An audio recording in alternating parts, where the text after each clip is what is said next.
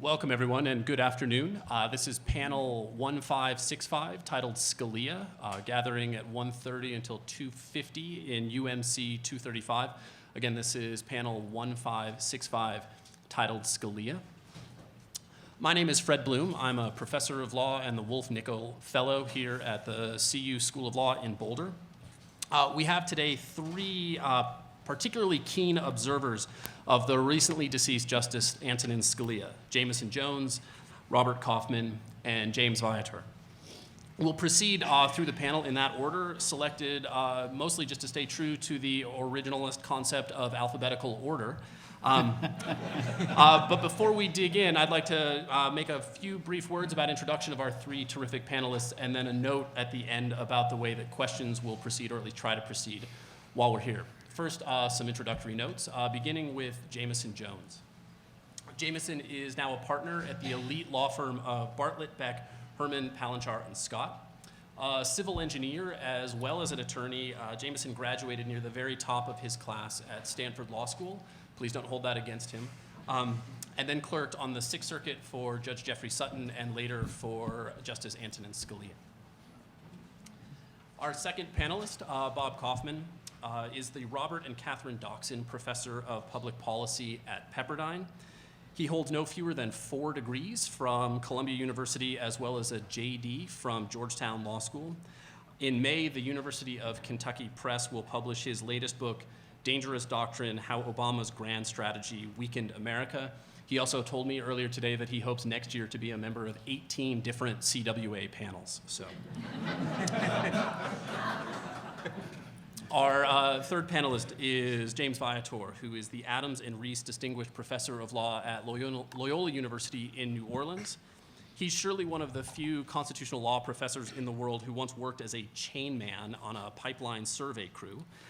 He's also written about everything and anything from legal education to the canonical case of Marbury versus Madison.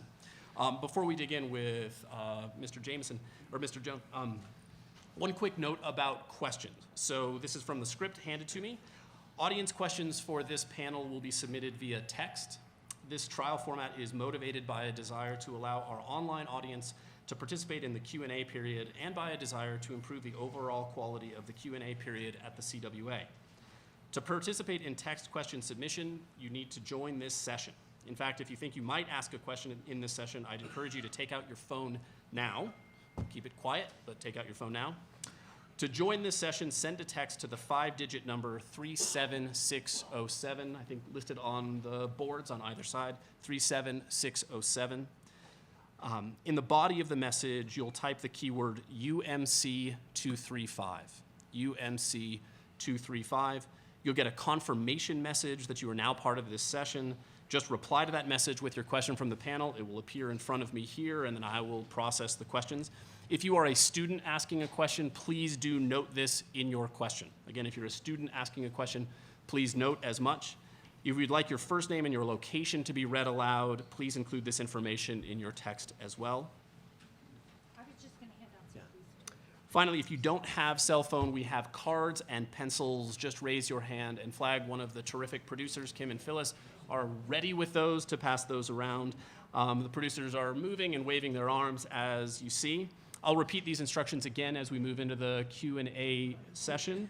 At the end of the session, to leave this particular conversation, just text "leave" at the end. I will remind you at the end as well. So to leave, text "leave."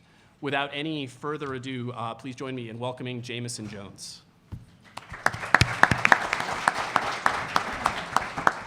Thanks, Fred, and I appreciate the invitation to come talk a little bit about a man who I knew well and who I have a tremendous amount of respect for. And hopefully I can talk to you a little bit about a few things that you may find surprising for those who may listen and watch the news and hear the sound bites of what is reported on the court.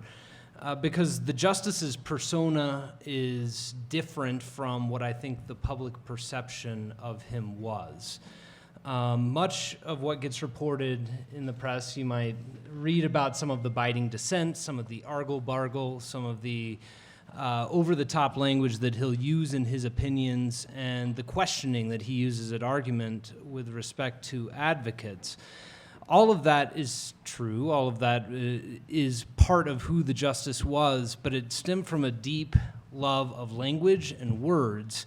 And as a person, he was as warm and kind and generous as a boss as anybody could ever hope to have, and a friend as many people could hope to have. He had a joie de vivre, a joy of life that was contagious. He was a family man, first and foremost. He had many, many children as a devout Catholic, many grandchildren. He thought, when I first had my daughter was born, he called me and said, the greatest thing that can happen to somebody is to be the pater de familia, the head of a family. And he saw his role as being a family man as being more important as a person than perhaps his role on the Supreme Court. And so what explains the difference perhaps in how people see the justice as a public person and how I was able to experience him as a person was his deep and abiding kind of feeling of what his role was and what the role of the court was, and the strength of his conviction about the meaning of words and their importance to what the court was doing. He was as a New Yorker, he loved to argue about things. He enjoyed intellectual discourse. Clerking for him on any certain case, you'd go back and forth, and he wanted people who would push him on things, who would disagree with him on things, and make sure that he was reasoning the case before the court in the way that was most consistent with his jurisprudential outlook. There became a time when you were to be his lawyer and write the draft opinion the way that he wanted it, but he hired clerks who were not shrinking violets, people who would be interested in talking with him about the matters that were before the court and helping him to make the right decisions and decide the cases in the way that most fit with his jurisprudential outlook. The second thing that I think perhaps might surprise people who just know a little bit about his public and political persona is my own view is that the justice voted in cases for results that were contrary to his political desires more often than most justices. And that there are a lot of criminal defense lawyer friends who I know who are going to miss the justice being on the court. They probably don't like his rulings with respect to the Eighth Amendment and capital punishment, which happens to be written into the text of the Constitution, but the justice sort of single-handedly had brought back some very important, to my mind, protections for criminal defendants that he really wasn't a huge fan of if he were setting the policy.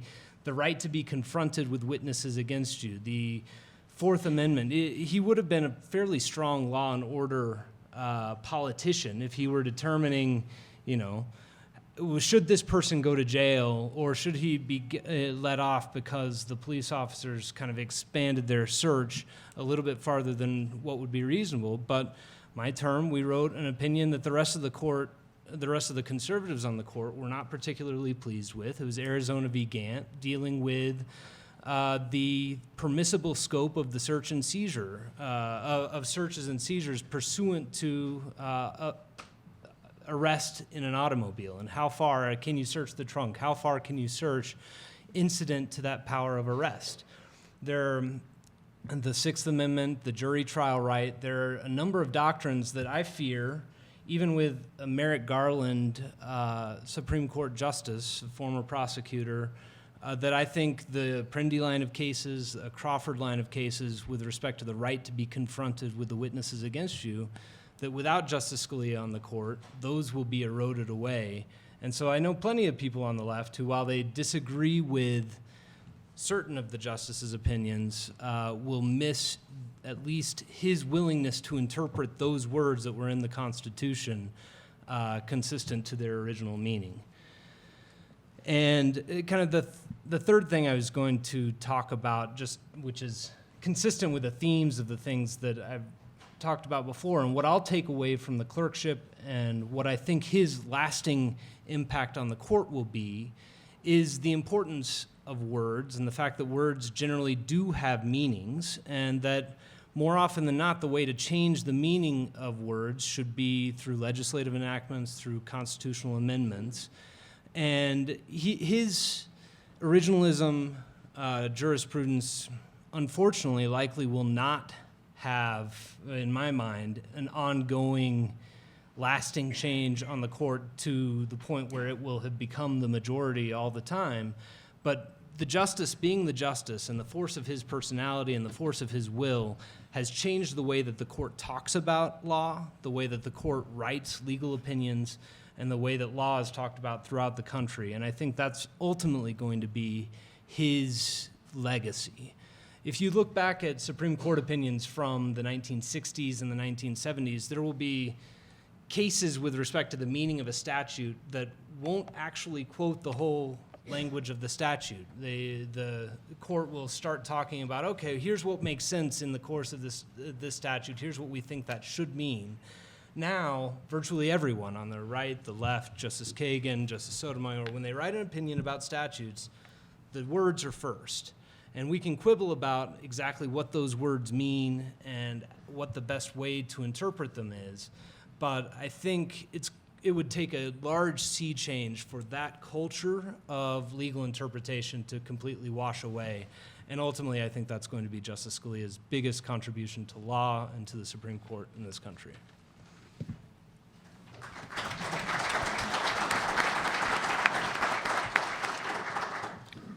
I think Justice Scalia's lasting contribution is going to be broader than that, because Justice Scalia is going to be regarded as a historically important judge for articulating the fundamental alternatives to constitutional interpretation that bear heavily on what type of country we're going to be and what type of country we began as under the Constitution. Justice Scalia articulated a view of originalism in his interpretation of the Constitution and his construction of the relative power of the respective branches that contrasts with another philosophy articulated by another justice who I think is going to be equally consequential for what he articulated, Stephen Breyer. And what Scalia and Breyer have basically raised, not only in their opinions, but in their books supporting those opinions, is what is the most consistent way of interpreting the Constitution to be fidelity to us remaining a free people. And what Justice Scalia argues in his view of originalism is that it is a danger to freedom rightly understood to interpret the Constitution in a way that substitutes modern notions of what these principles mean rather than Scalia's notion of originalism. Now let me discuss a little bit what Scalia's notion of originalism is, because it's become the dominant view of it, but there are many versions of originalism. Scalia's view of originalism does not look at legislative history, doesn't try to divine what those who passed the law thought they were passing or what they thought they meant. What Scalia means by originalism is, what did the people who ratified it in terms of the Constitution or who were voting on the law, what did they think the legislation meant by the plain meaning of the terms? And Scalia's argument for originalism, which has been interpreted as conservatism, is not. Stephen Breyer's view that the Constitution should be interpreted based on a progressive view of history, given the judges much more discretion, is built on a fundamental premise that Scalia disagrees with, and so do I, and Scalia thinks that that premise is very dangerous to liberty. Namely, progressives believe that things are always getting better. we are becoming more sophisticated in our understanding of human rights issues and equities.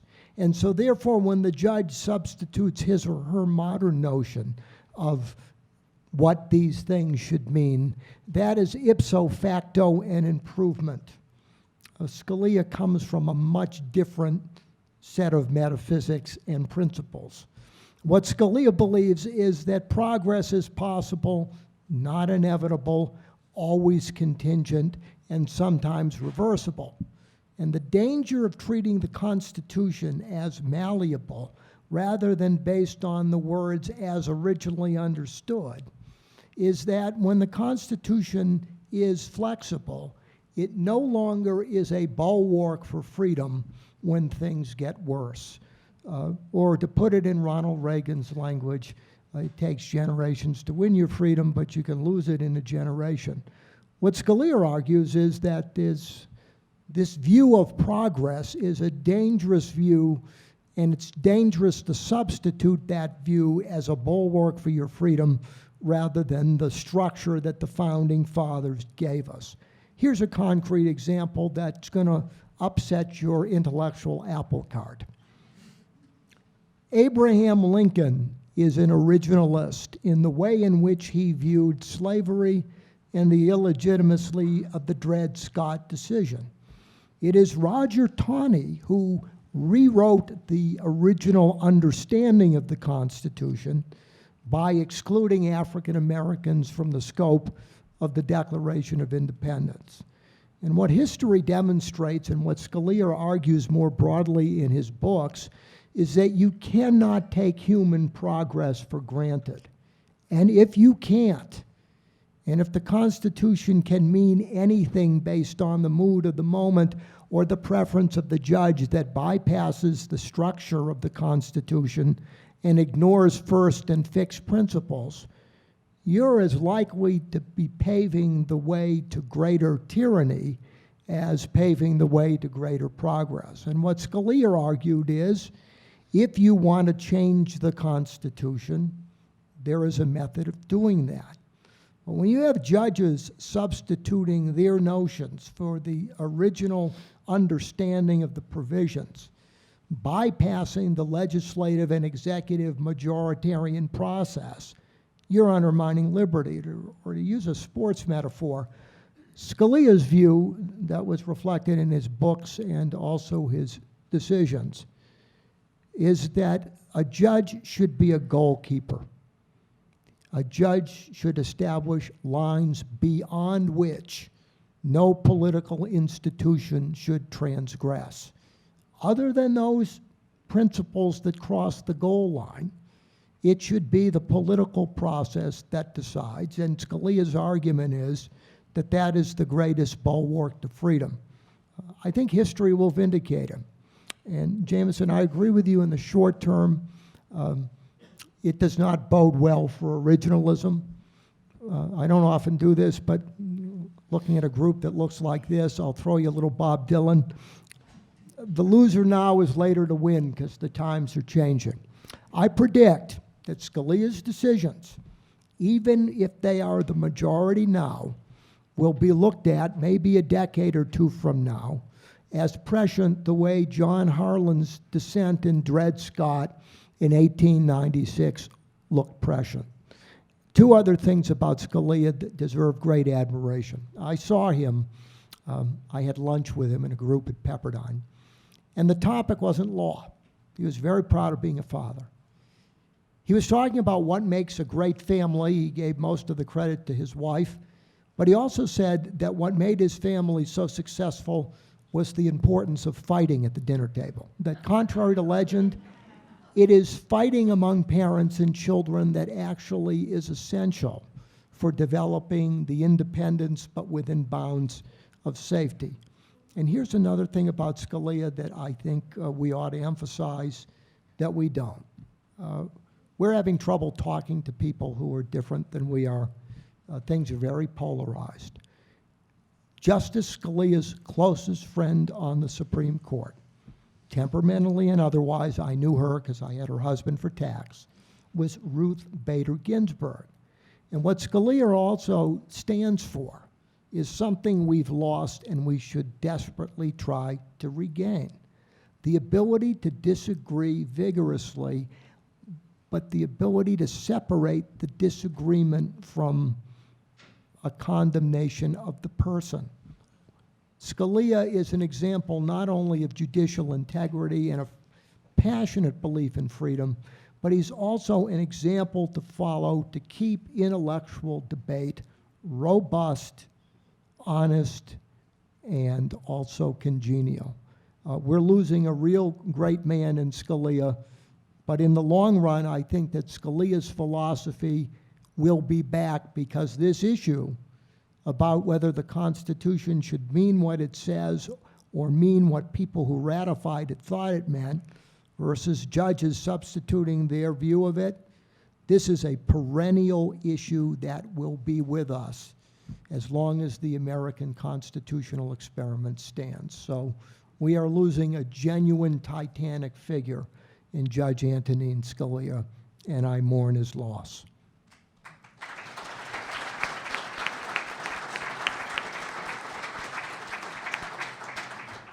Well, I want to thank Jameson and Bob. You've said everything I was planning on saying. So now I can talk, getting back to the point about being a surveyor through the Atchafalaya swamps in Louisiana. And the one time I spent any length of time with Justice Scalia was in the swamps of South Louisiana on a fishing trip. And one of my law school buddies who had a fishing camp only invited me to go because he said, quote unquote, "We need some nerd to keep Scalia busy." So I got invited, and I did all my homework, and I was going to teach the justice about why his Fourth Amendment opinions were wrong, and on and on. And I was just ready to go, and I got there, and I was introduced as a local, and I launched right in. "I really admire your Fourth Amendment opinions, but," and he says, come. "So what is this about this Cajun card game called Bourrée? Tell me about how to play Bourrée." And so I said, "Well, what do you want to know? You want to know Cajun Bourrée or Creole Bourrée?" And he said, "Which one allows for the most gamesmanship?" And I said, "Well, Cajun, because we change the rules every hand." He said, "Teach me how to play that." But that gets me to a more serious point about his jurisprudence, was that he's often caricatured as an originalist and someone devoted to history and the founding generation's principles and philosophy, as some crabby old librarian who wants to force Americans into an 18th century moral and political worldview. Far from it. His view of originalism is devoted to making sure that Americans can be democratic and flexible.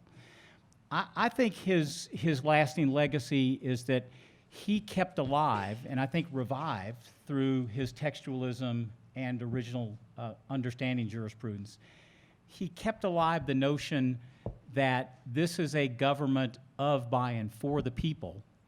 It's not a government of, by, and for the Supreme Court justices or any judges. That his main enemy was the idea of government by judiciary rather than government by the people. He was opposed to the living Constitution devotees, not because he wanted to be rigid, but because he wanted to be flexible. He was convinced that the devotees of the living Constitution were interested in constitutionalizing their current political views so that those views could never be changed. So I have my favorite few words from Justice Scalia from a speech that he gave at my law school that I'd like to read to you. "So far from trying to force people to live like the 18th century, I want them to live flexibly in their century. My Constitution is a very flexible Constitution. You think the death penalty is a good idea? Persuade your fellow citizens and adopt it. You think it's a bad idea? Persuade your fellow citizens the other way and eliminate it. You think a right to an abortion is important? Good. Create it in the way most rights are created in a democratic society. Persuade your fellow citizens it's a good idea and enact it. The living Constitution people want the opposite. They do not want flexibility. They want their current views to be read into the Constitution so that they can never be changed. It is to produce what a constitution is designed to produce, rigidity, to try to impose your current political views on the Constitution. So he was in favor of originalism as a way to cabin the discretion of judges who were prone to, because this is a dominant view in law schools, prone to constitutionalizing their personal political beliefs. Once you do that, as I mentioned earlier today, you're stuck with it. You've got to change the mind of 5, at least, inflexible justices who are dedicated to stare decisis. And as I said earlier, I don't know if you took my little test at lunch about trying to get 9 people to agree. Get them to agree to go to the same restaurant and eat the same thing. And they're in closed chambers, accountable to no one. That was his true enemy through originalism, to resist government by judiciary. He often referred to it as the aristocracy of the black robe. He really wanted a flexible constitution, and he wanted a democratic constitution reflective of and responsive to the beliefs of your particular century and decade. Thank you.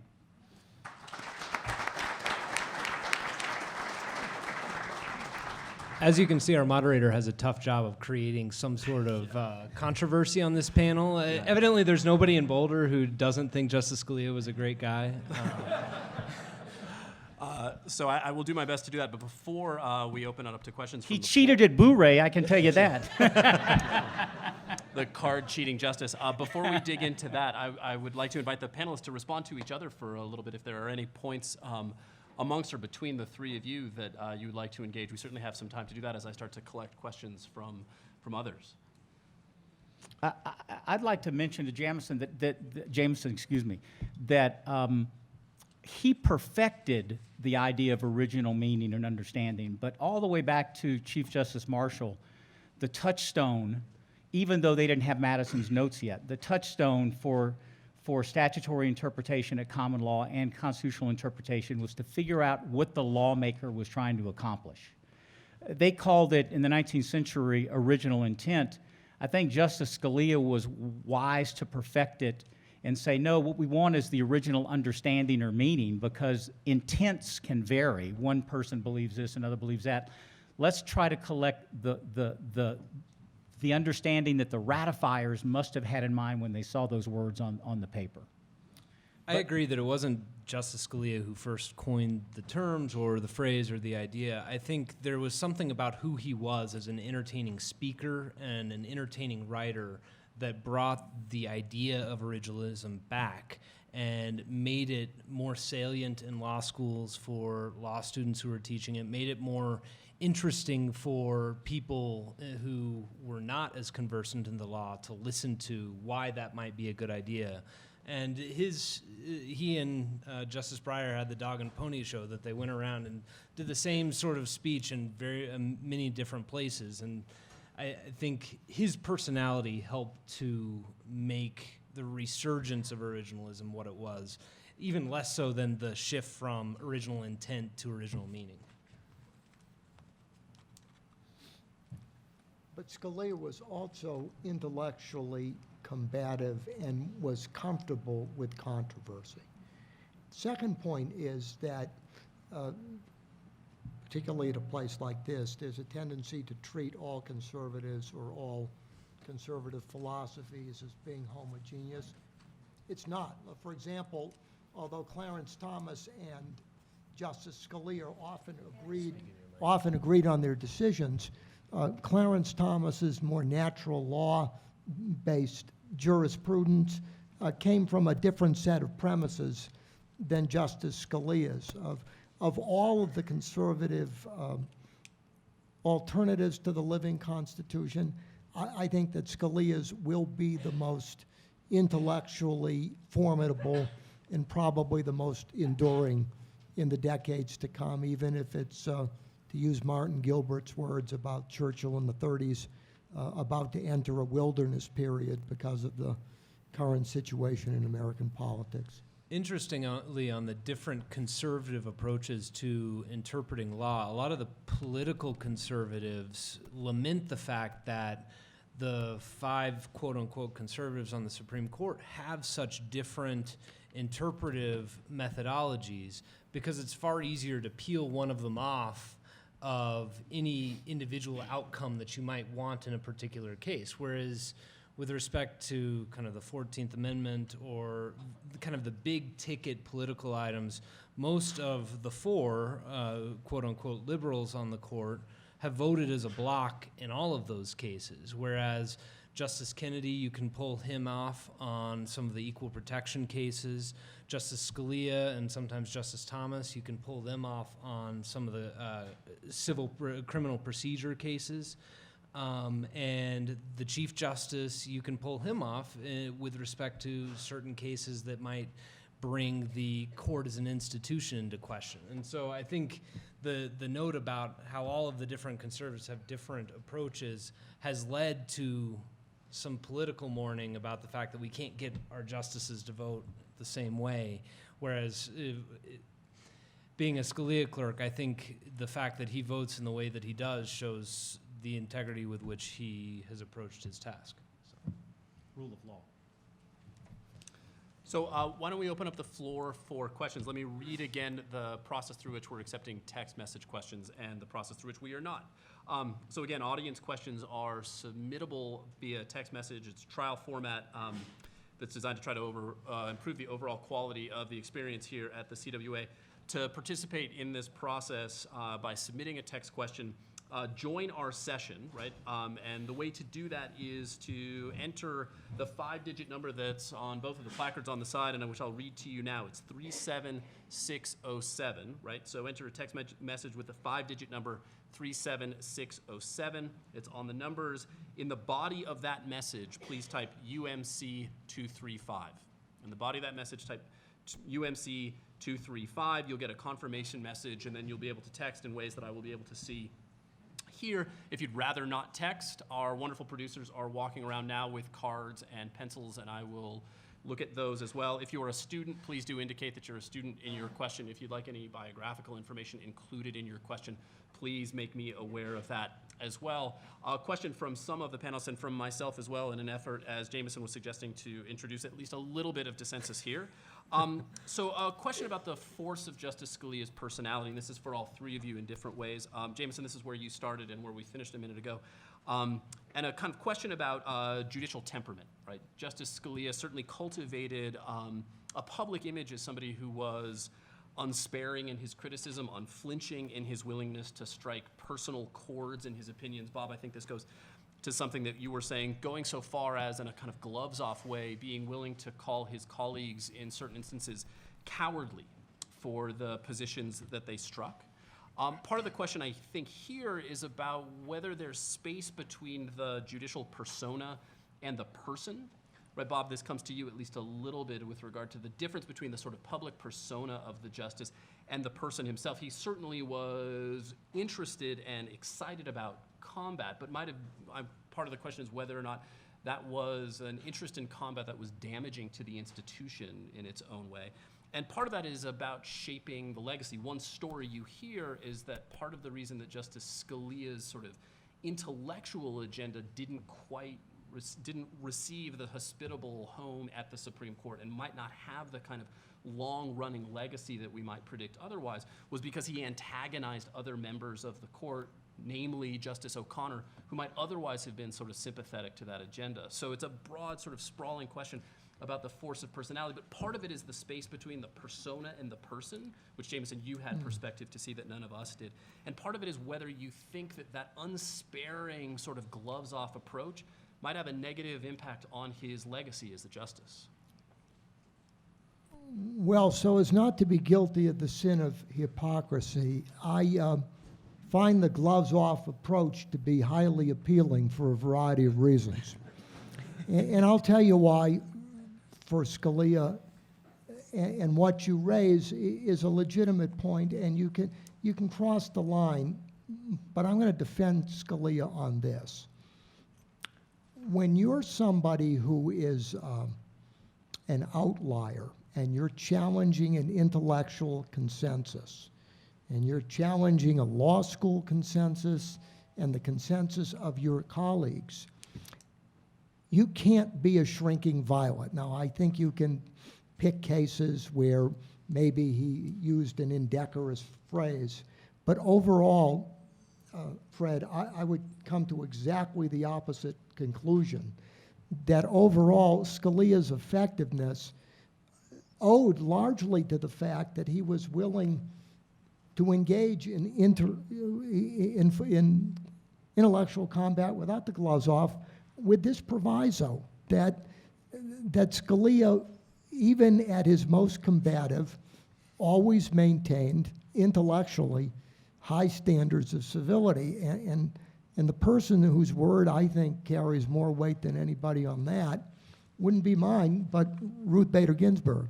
If you had Ruth Bader Ginsburg on this stage and you asked her, what was Justice Scalia like, not only as a friend, but as a colleague in the Supreme Court, a worthy opponent, someone who forced her to think and not take things for granted, I'm very confident Ruth Bader Ginsburg would give Scalia overall high marks precisely for the qualities that your question implies would be troubling. I see it as an opposite. On balance, it's a highly positive feature of why Scalia was and will remain such an influential figure. I'm one who thinks the justice probably should have pulled a few punches and should have held back in some of the ways that he wrote some of his opinions. As part of the job as a law clerk, I was to help him and to try and argue to take some things out. And there were times when he agreed, other times when he decided not to. I do agree with Bob, though, that I think that's on the margins. Most of his opinions don't cross that line. The times when it does are the ones that get the most attention. The thing that has made Justice Scalia so successful at changing the way that law is talked about is how interesting his writing is. And he can do that without kind of stepping over the line and making things a little bit more aggressive. But that's part of how he writes. He loves it when he loves a good turn of phrase, and he's incredibly good at it. And law students who disagree with him, many of them will turn to the Scalia opinion first and read it because it's far more entertaining of a read than the majority opinion if there's a dissent. So there were multiple purposes behind what the justice did when he wrote like that, one of which is he felt like he's writing for another generation. Morrison v. Olson was one of my favorite opinions that he wrote, a lone dissent about the special counsel and the unconstitutionality of the special counsel and its violation of the unitary executive.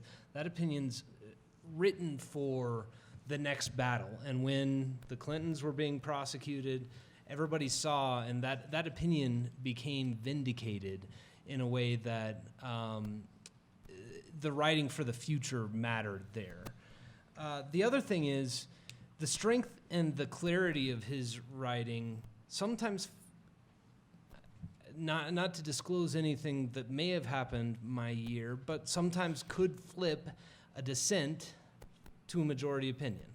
That when you lay out all of the reasons why a draft majority is argle-bargle or is not right or has no logical coherence, even if some might view that as being too rough on the author of the majority opinion, even in the present can change the outcome of that opinion. And I strongly suspect that happened, but that's not something that the public necessarily has a view of. And being willing to publish those dissents like that is necessary to having kind of the threat of that happening flip an opinion and get somebody who wouldn't otherwise have joined it. And with respect to if he had pulled punches, would he have gotten more acceptance for his view of the law and originalism? I really don't think so. I think some people say, he could have done a better job of making friends with Justice O'Connor or Justice Kennedy. I don't think, even if he had not been stringent in his words and some other opinions, Justice O'Connor is still going to decide the abortion cases the same way. Justice Kennedy is still going to decide the 14th Amendment cases the same way. I don't think on kind of the big ticket items you're really going to change votes by changing the writing. What he can do is change people's minds down the road, so that I hope that Bob's right about originalism making it back and becoming the dominant law in 30 years or so. In many We'll see. ways, in terms of his mode of expression and what he thought he was doing, Scalia saw himself as a jurisprudential Winston Churchill. If you read Winston Churchill's writings out of office when he's in the minority, taking a dissenting position on appeasement or a controversial issue, he's not looking for an immediate impact. He's looking for the long term to give the British people, or Scalia, the American people, a choice, not an echo. And I think in that, taking that longer view, Scalia's temperament and the way he expressed himself will be overall a huge virtue rather than a vice. I wanted to say in terms of, the harsh criticism in some of his opinions. My impression is, this is a hypothesis from having played bourrée with Justice Scalia, he didn't like to lose at bourrée, and I'm sure he didn't like to lose in the Supreme Court either. And so to call somebody that you think, first of all, is wrong about his view of the Constitution, and then who just beat you 5-4, to describe his opinion as applesauce is much kinder than what he said to we bourrée players in that fishing camp that night. But I think it all goes back to the same attitude of his, which is, we're talking about his debate and liking to argue and all that, but don't think Oxford-Cambridge political union debates with William F. Buckley on one side and John Kenneth Galbraith on the other. He liked to win. And I think maybe that it accounts for the words like applesauce in some of his opinions. He liked to win. I think more than that, he felt very strongly about his positions and the role of the court. And if you think that the majority is taking what properly would be legislative authority and ruling by fiat from the court, if you think that's right, he felt like he had an obligation to state so in as strong a terms as possible, whether it would change the outcome on that day or not, but to let the country and to let law students in the future know that. But this question started with, is there space between the persona and the person? Justice Scalia hated to lose, and he hated what he felt so strongly was right not being vindicated. But as a person, he could walk down the hall that afternoon after having written that person's opinion was applesauce. He could walk down the hall and on Justice Ginsburg's birthday, give her flowers, and they could have dinner. And I do think that there is room for stringent debate and stringent disagreement, but friendships to live through that. So allow me to follow up a little bit with a question about the persona, but more here the public persona of the justice, of all of the justices of any sort of recent vintage at all.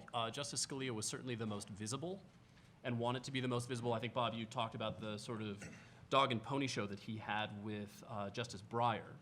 Part of the question I think that it comes from the audience, I think, is about sort of what will be lost having justices that might not seek the public eye as much and make it a part of their job description to articulate and defend a way of interpreting the Constitution. Will the court lose something without having Justice Scalia? Part of the question is about something maybe that's less positive, right? Which is that Justice Scalia went on these hunting and fishing trips that were paid for by somebody, and that suggested, at least in some people's minds, a lack of impartiality, right? Not necessarily veering all the way out to corruption, but that Justice Scalia courted danger, one could say, by being so visible in some ways that were aligned with taking fishing trips and various things that were paid for by somebody, including folks that might have business at or soon have business at the court. Well, two things. It's very hard to say that Justice Scalia seemed to, very hard to say that Justice Scalia wasn't a consistent justice based on principle, even though you don't like it. But I want to get to your first point, and I think this is a real danger, and the danger really began during, or it metastasized during the Bork hearings. We are too afraid of controversial people who write a lot and are willing to say what they mean clearly. One of the lessons of the Robert Bork inauguration, and I think it's dangerous, and it's not a political point, is don't nominate people who have paper trails. Don't nominate people who take controversial positions. One of the casualties, and I'm on the opposite side of him philosophically, but by any reasonable standard, Lawrence Tribe of Harvard has the intellect and the publication record and the depth of thinking about the Constitution to be on the Supreme Court and perhaps the Chief Justice of it for a liberal president. He is literally unconfirmable now, precisely for the wrong reason, bearing on Scalia, that what we want is, oh, don't take a controversial position. If you write, that's bad. What we want are people like David Souter, who spent 53 years living with his mother, taking no opinion on anything, so that he's complete and utter mystery when he's confirmed before the Supreme Court. I think with Justice Scalia and the criticism of his public persona, this gets into a much deeper problem that we're going to lose the best people in every sphere of government and service if we make controversial talk utterly disqualifying for office. We ought to think and thank Scalia for having the courage, and instead of using it as a negative example, and it's a broader point, we need more people like him, willing to say things straight, clearly, within decorous bounds, but pulling no punches, because the system suffers by not having people like that. And I fear that when we criticize a Justice Scalia for being direct, Winston Churchill wouldn't have made it in this election cycle either. So beware of condemning or ruling out people who seem to be controversial, because sometimes that's exactly the type of person that you need. And I think Scalia falls judicially well within that category. Well said. I have nothing to add except to say that I paid for my fishing trip. A few things in response to that multifaceted question. One, I do think we're going to lose something without the justice going around and speaking. That's something that the other advocates of originalism or conservative judicial philosophies don't do as much. Another story along those lines, at the end of every year, the justice would come in and say, I'm going to stop traveling. I'm not going to take any of these trips. I'm too tired. Every year he would do it again because he felt like it was part of his job and part of his role to help educate people about constitutional interpretation. Were a lot of those trips paid for by people who were bringing him in to speak that also included a fishing trip or a hunting trip? Yeah, there were incidental to travel. He did prefer to come to Colorado and to places where he could do something that he liked, along with the role of talking about the Constitution. The idea that this was some sort of just endless stream of junkets that the justices do as a side benefit or something that they do for their own personal enjoyment certainly wasn't the case for Justice Scalia. He does like the hunting trips, but he did the speaking and he did all of that travel because he felt like that was part of his role. If that was no longer the case, he would not have been traveling near as much and speaking near as much, but he did it because he wanted people to be talking about constitutional interpretation. So we'll change gears a little bit here. A number of questions have come in, both on cards and through the text, about Citizens United. And it seems like I think they kind of fall into three groups. One is a question about how the court justified the notion of corporate personhood. Second layer is whether or not Citizens United is an originalist opinion. And third is, if it is an originalist opinion, how does that comport with a broader conception of we the people as a founding element of our national fabric?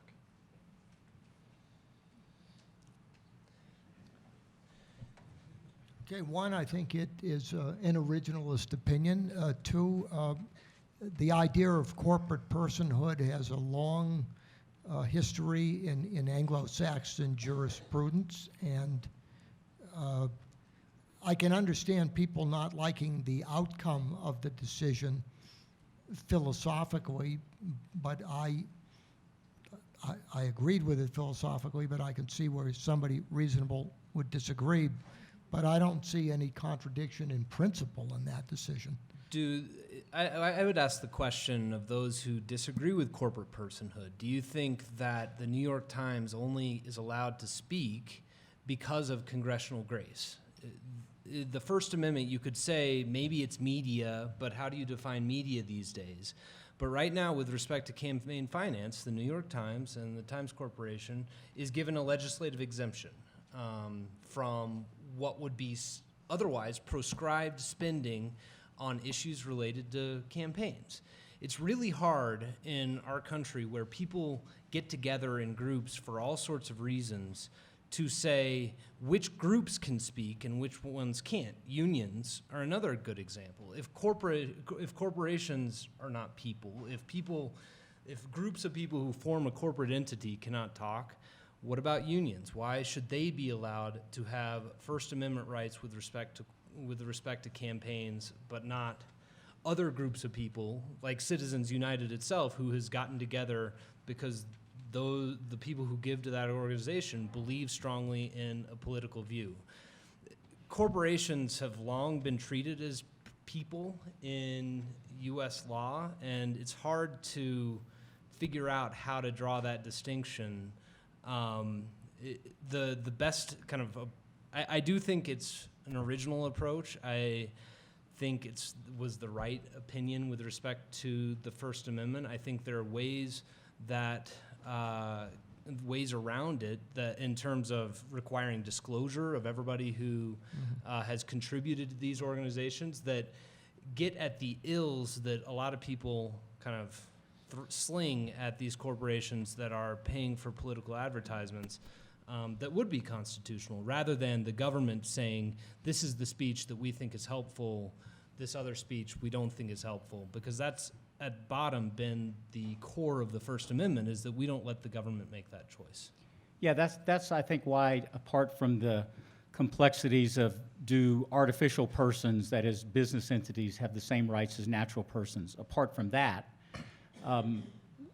which does have a long history. The very first 14th Amendment opinion decided under the Reconstruction Amendment, 14th, involved a railroad corporation. So we have a long history of affording constitutional rights to corporations, to artificial entities. But apart from that, I think Justice Scalia's striking down an anti-flag burning statute on First Amendment grounds, that is, you can burn your flag, that's political speech, is exactly the same core principle in Citizens United. The First Amendment is designed first and foremost not to protect pole dancers on Bourbon Street, although thank God it does, but to protect political speech from government regulation. And I think that's the core originalist principle at work, both in his flag burning opinion, striking down the anti-flag burning statute on First Amendment grounds, and also in Citizens United. One interesting thing about this election cycle is a lot of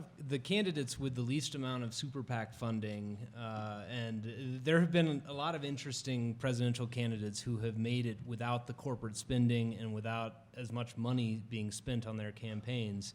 And it kind of goes to the heart of some of the questions of how far does the money in the end really go? Ultimately, I think that's a decision for the people who are interpreting the messages, not the government to say what messages it likes. One quick note to those who are texting questions in, please be sure that the entire text message gets through to me. I have a number of really fascinating sounding questions, at least in their first half. The second half is a mystery to me as well as to you at this point. So if you're sending in questions, including some of the students that have texted in questions. Oh, and there is a character limitation. I don't quite know exactly what it is, but it's probably shorter than you think it is. So be as concise as you can be. So next question begins with the premise that the Constitution is too difficult to amend. That Article 5 sets an amendment process that is too difficult to satisfy, which is why we've had fewer than 30 amendments to the Constitution in a formal sense. And the question follows up by saying, how does this inform Scalia's view of democracy, right? With a small d, right? How does this inform our sense of whether or not Justice Scalia is correct that if we dislike the way things are now, that the proper process is through the political process, including through the amendment process under Article 5? Jim. So I would just like to talk about the difficulty of amendment, and maybe other people can talk about the democracy aspects of it. But that was a conscious choice by Madison. Federalist 45 and 46, he explains why brevity and stability and durability, unchangingness, are crucial for constitutions in the way they are not for statutes. So you can sit down and read the United States Constitution in under an hour with the 27 amendments and get a good sense of what it's about. The longest constitution in history is the Constitution of the great state of Louisiana, because it's amended by simple majority vote on a ballot initiative. So it is now currently the longest constitution in history. And I don't need to tell you that we Louisianians don't respect it. We ignore it, or we just get a ballot initiative and you get 50+1 votes and you've got a new constitutional amendment. And Madison's insight was absolutely correct. To respect something, it has to live a long time, it has to be more or less unchanged, and it has to be durable and stable. And I think that insight is borne out by all of the long, long constitutions, including the Soviet Constitution, including the People's Republic of China Constitution, that go on and on and on and on and on, and they have no respect. If it were easier to amend the Constitution, probably 15 years ago, there would have been a national amendment saying, basically banning gay marriage. Because we had one of those in Colorado. There are state-by-state amendments that had happened the same way. I think that the shift in public opinion from that time to this time, to my mind, makes even more the case for flexibility and making it, not as easy to change and to put in those sorts of amendments just as the will of the people change. And if it's easy to change the amendment, how much is that really binding the people against themselves, or the government against the minority? Not at all. A couple of things amplifying Under the mic. on the excellent points from Thomas Aquinas on. Those who have thought most deeply about the law have emphasized the importance and the presumption of durability and predictability. So you don't want it to be too easy to amend, but also the record doesn't necessarily show that it's that difficult to amend when there's a popular consensus. After the election of 1800, the Constitution was swiftly amended. The Volstead Act in 1933 met a swift demise.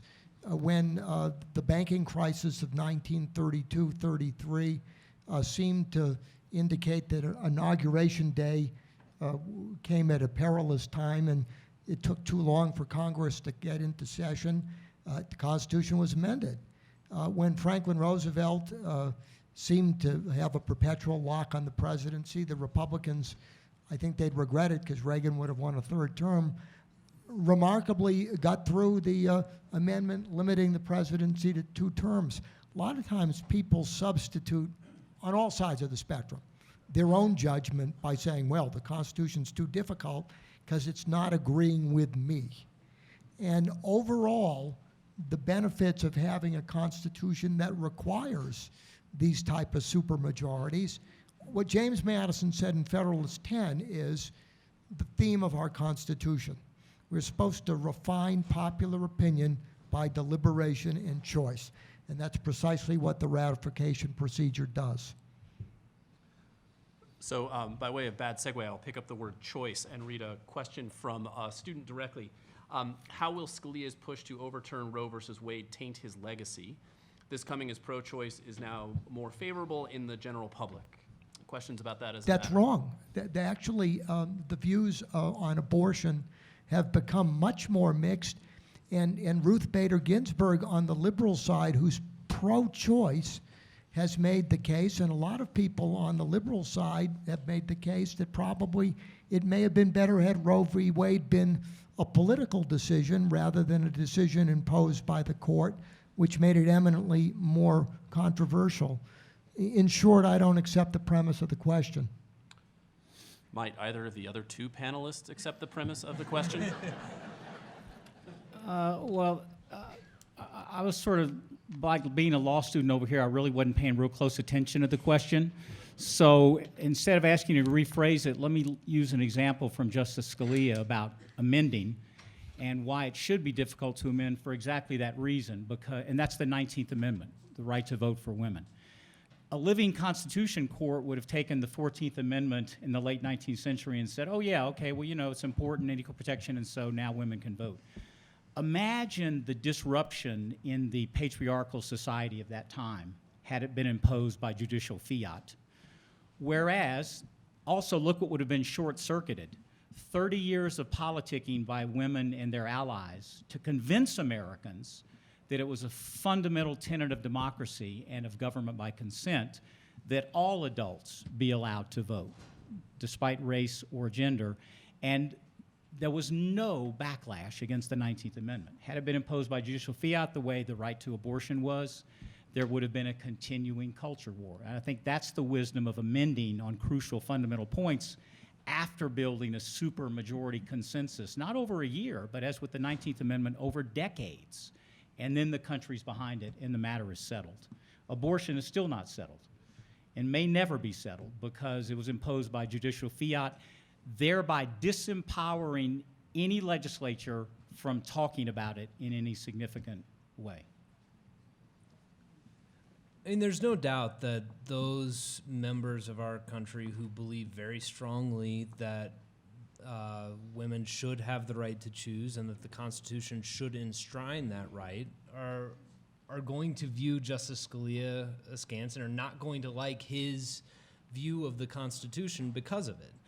I think his views on, you know, the 14th Amendment and this have more to do with just the fact that words matter, and that he couldn't find any place in the Constitution that said one way or the other that the right to privacy or the right to an abortion existed. And it was just part and parcel with his understanding of the various roles of the court and what the Constitution says and the role of the legislature. And, you know, people will view that one way or another based upon their understanding of their policy preferences. I think I'm hopeful that in the end it will be viewed and he will be vindicated not on that issue, but just on the issue that the Constitution should have a meaning and it shouldn't change based upon the one generation's view over another.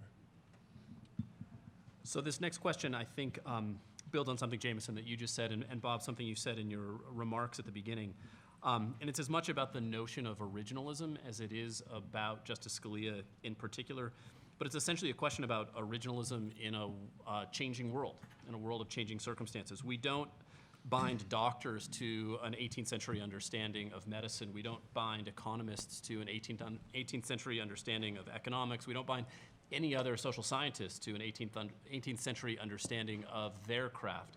So why should the law be different? Why is originalism the right move for lawyers? Because it's not just a legal issue, it's a political issue. When you say judges should have the discretion, you are fundamentally altering the balance of power among the three constituent branches.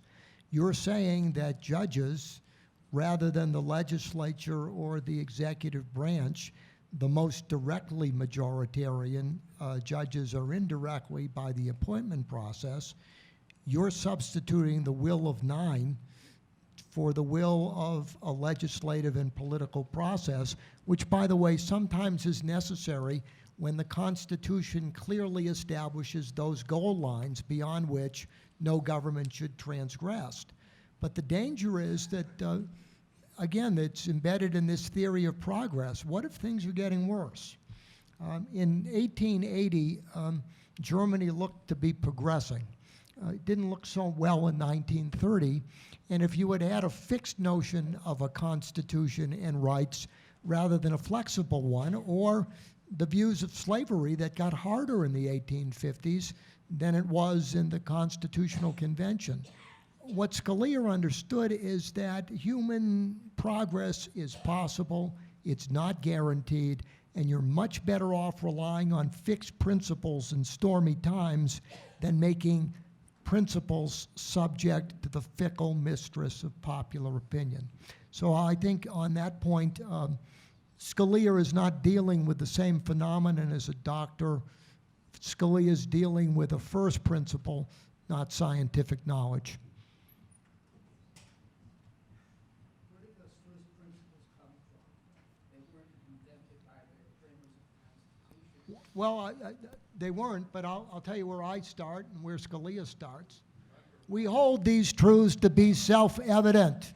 The Declaration of Independence. Declaration of The Independence. laws of nature and nature's God. Nature's God. These are rights endowed by our Creator. That's where I'm starting, and that's where the founders start, and that's where Scalia starts and finishes. And I think freedom rests on a much more durable foundation when we remember that that is the foundation of our freedom. It's dangerous to forget that. So let's jump out of history for a second into current events with an historical turn. Many questions about the current atmosphere around Supreme Court nominations and appointments. So just to phrase this in one of the versions that's the sharpest, is it constitutional for the Republicans in the Senate to deny a vote on a replacement for Justice Scalia? And if it is it constitutional because it's originalist? It is constitutional. It's stupid.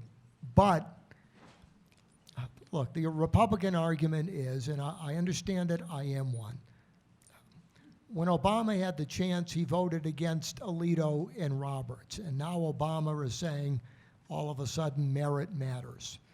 Having said that, two wrongs don't make a right. And I know that technically there's nothing in the original notion of the Constitution that says Republicans don't have to vote on this. But by my originalist inclinations with which reasonable people can disagree, I lament this, but Obama is president until January of 2017. He has the power of appointment. And I think Mitch McConnell made a terrible mistake prejudging the issue before we saw who it was, rather than take into consideration who was nominated. And I also have to say, again, it's not my favorite thing to say, that based on the objective credentials of the judge, this is a very highly qualified judge. And also, if Hillary Clinton wins the election in 2016, I think Republicans are going to regret not voting for Garland, because he's going to look like Scalia by comparison to what Mrs. Clinton serves up for her first judicial appointment. So as a prudential matter rather than a constitutional matter, I would, if I were a Republican in the Senate, consider seriously President Obama's nominee, although the Constitution does not require that.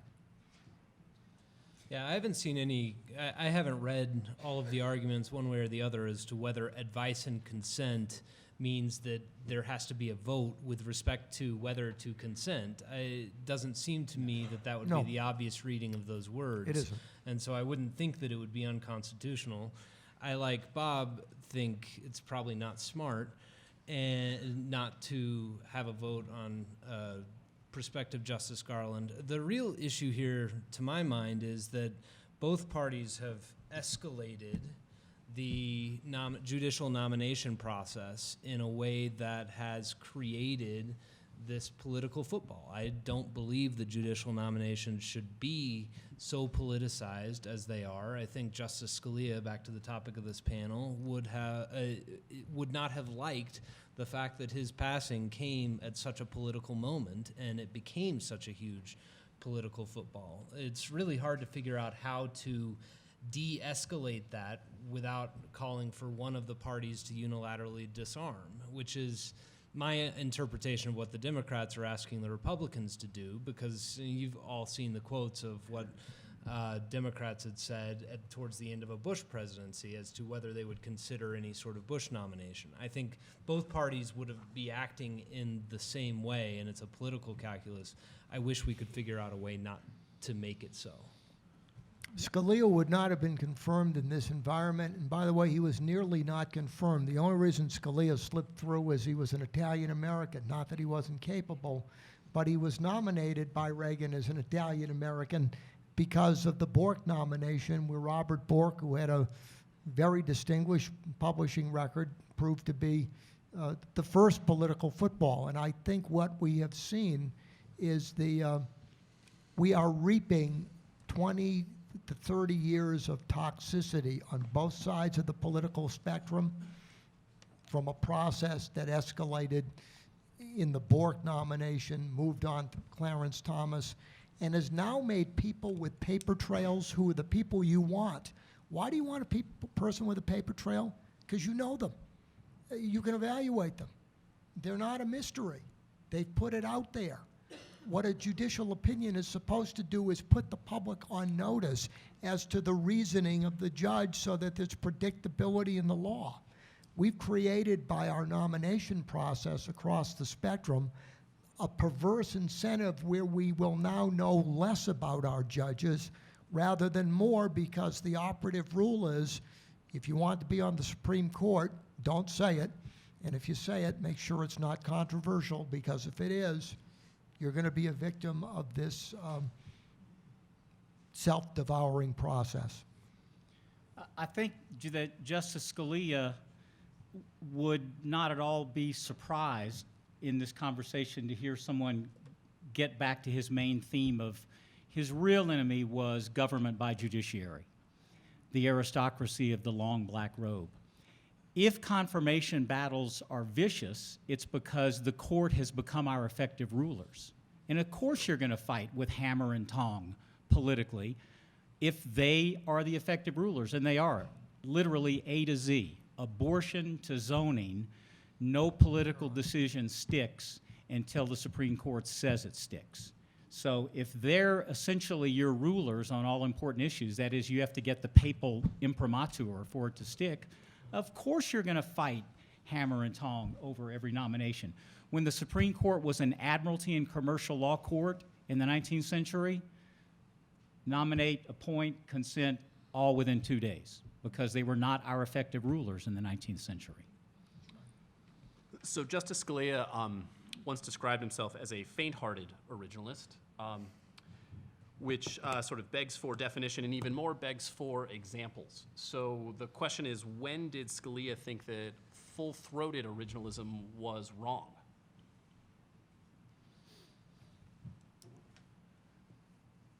In print? In print? At any point. I mean, one example that springs to mind is the Raich case about medical marijuana and is that just an episode of Justice Scalia being unwilling to throw aside the entire New Deal? Come on, he had a bunch of kids who was worried about him being potheads. Come on. No, I mean, I do think Commerce Clause is probably the best example. We can then argue over the healthcare case, but with respect to the Commerce Clause, I think his view is that Wickard v. Filburn and all of these cases that allow government involvement in the trade that's solely intrastate rather than interstate is a problem, but that we have a huge administrative state that's built up upon it, and that it's just not practical to always be reevaluating precedent based upon original understanding, and that, precedent has to mean something. Justice Thomas holds the other view, where he's much more willing to overturn anything he disagrees with, regardless of the consequences and how much water has gone over that dam. And in that sense, Scalia was much more of a Madisonian, because Madison, for the Bank of the United States, says, I think it was wrong and that Congress didn't have the power to charter the first bank, but for the second bank, there's a settled opinion in the country that this is within Congress's necessary and proper powers, and so therefore I will sign that bill. And Excellent so in that example. sense, I think Scalia was much more of a Madisonian than a strict originalist. But Madison was doing what I think Scalia wanted, which is all of the flexibility in the Constitution is in Article 1. And if Congress, with its necessary and proper authority, based on the consensus of its constituency, thinks the second Bank of the United States bill is constitutional, who am I, as a judge or a president, to disagree with the popular branches of government? So in that sense, he was an originalist, but a Madisonian. So I think we have time for one last question. This comes from Linda. She asked for suggestions as to whom should be the next Supreme Court justice. I will ask you to consider moderators of CWA panels when making your making your nomination. How about the panelists? The panelists too.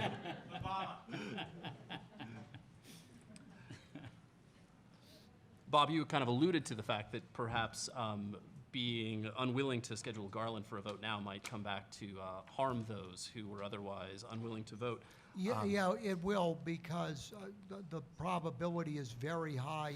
If you rate Garland on a scale of 1 to 10 of being an activist, I'd say he's a 5 or a 6.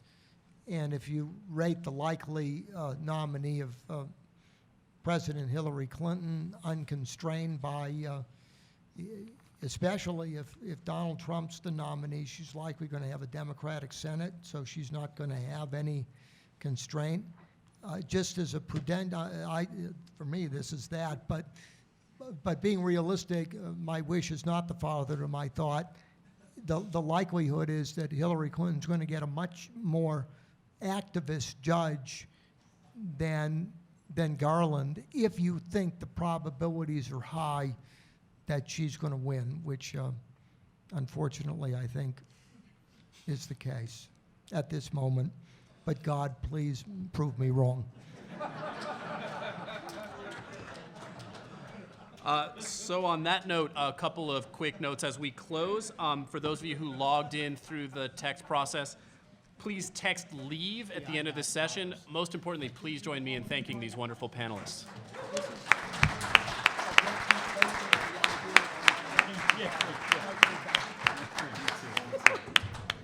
Jameson, very well done. Nice to meet you. Nice to meet you. I don't know.